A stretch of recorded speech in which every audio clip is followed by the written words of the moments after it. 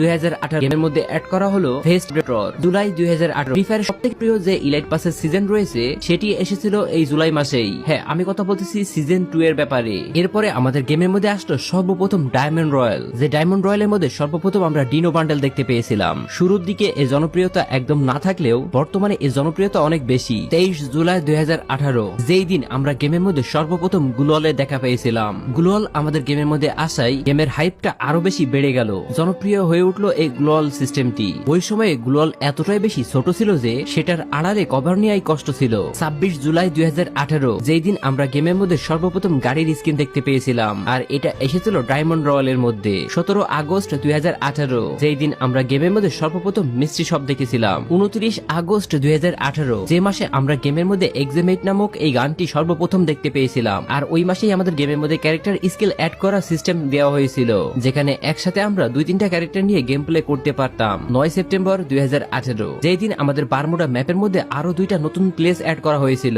যার নাম ছিল ক্লক টাওয়ার আর রিমনাম প্লেস। এন্ড তোমরা তো জানোই বর্তমান সময়ে এই 2টা জায়গা কতটা জনপ্রিয়। শুরুর দিকেও এতটাই জনপ্রিয় ছিল এই 2টা জায়গা। ডেথ রেসিং মোড যেটা সর্বপ্রথম আমাদের গেমের মধ্যে অ্যাড করা হয়েছিল 10 সেপ্টেম্বর 2018 তে। 11 সেপ্টেম্বর 2018 যেই দিন আমাদের গেমের পুরগাটরি ম্যাপকে চেঞ্জ করে নতুন করে ডিজাইন করা হলো। আগের পুরগাটরি ম্যাপটা ছিল আকারে অনেক বড়, এন্ড সেকেন্ড টাইম পুরগাটরি ম্যাপটাকে আকারে একটু ছোট করে দিল, যা 21 জুন